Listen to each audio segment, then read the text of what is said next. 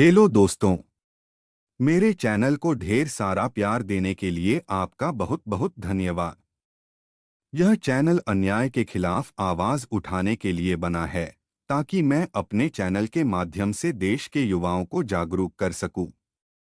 यदि आप भी अन्याय के खिलाफ आवाज उठाना चाहते हैं तो आपका इस चैनल पर हार्दिक स्वागत है। तो आज का मेरा टॉपिक है एजुकेशन सिस्टम पर कि युवा बेरोजगार क्यों हैं। हम जानते हैं कि हमारी बिहार की यूनिवर्सिटियों का एजुकेशन सिस्टम शुरू से ही खराब है, लेकिन इस पर आवाज उठाने वाला कोई नहीं है।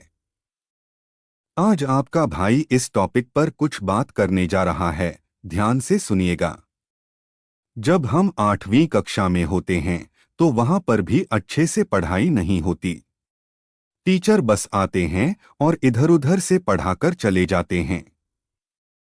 फिर हम जब 8वीं कक्षा पास करके 9वीं कक्षा में जाते हैं तथा जहां 9वीं कक्षा की पढ़ाई होती है उसे हाई स्कूल कहते हैं। उस हाई स्कूल में कभी जीडी का एग्जाम पड़ जाता है, कभी एससी का, कभी रेलवे का। कोई न कोई एग्जाम पड़ता रहता है, जिस कारण 9वीं और 10वीं कक्षा के बच्चों की क्लास नहीं चल पाती और छुट्टी ही छुट्टी हो जाती है। उस स्थिति में 9वीं और 10वीं कक्षा के बच्चे कोचिंग ज्वाइन करते हैं और कोचिंग की सहायता से 10वीं कक्षा पास करते हैं। फिर जब बच्चे 10वीं कक्षा पास करके 11वीं कक्षा में जाते हैं तो वहां भी क्लास नहीं चलती। टीचर कहते हैं जाओ घर पर पढ़ना। फिर जब हम किसी तरह 12वीं कक्षा पास करके ग्रेजुएशन में जाते हैं तो ग्रेजुएशन का भी यही हाल है। वहां पर भी क्लास नहीं चलती। बच्चे केवल कॉलेज या यूनिवर्सिटी में 2 ही दिन जाते हैं, एक रजिस्ट्रेशन फॉर्म भरने और दूसरा एग्जामिनेशन फॉर्म भरने। बाकी दिन घर पर ही रहते हैं। तो यही है बेरोजगारी का एक कारण। छात्र के पास डिग्री तो होती है लेकिन नॉलेज नहीं, जिस कारण उनसे जॉब का एग्जाम नहीं निकल पाता। जब नॉलेज ही नहीं रहेगा तो इन डिग्रियों का क्या करेंगे? क्योंकि हमारा नॉलेज शुरू से ही स्कूल और कॉलेज के कारण कमजोर रह जाता है। कॉलेज और यूनिवर्सिटी में क्लास नहीं चलती, इसलिए हमारी बेस कमजोर हो जाती है।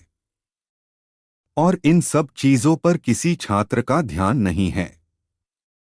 तो आप लोग इस पर आवाज उठाइए। अगर आज नहीं उठाएंगे तो आने वाली पीढ़ी भी हमारी ही तरह बनकर रह जाएगी। अगर कॉलेज और यूनिवर्सिटी में पढ़ाई नहीं होती तो प्रिंसिपल से कंप्लेंट करो। अगर प्रिंसिपल नहीं सुनता तो प्रोफेसर से शिकायत करो। अगर प्रोफेसर भी नहीं सुनता तो जिला शिक्षा पदाधिकारी से शिकायत करो। अगर वह भी नहीं सुनता तो डीएम से शिकायत करो। तब तक कोशिश करो जब तक मंजिल न मिल जाए। इसी तरह आवाज उठाइए और हमारे एजुकेशन सिस्टम को सही बनाइए। तभी देश का भला होगा। जय हिंद।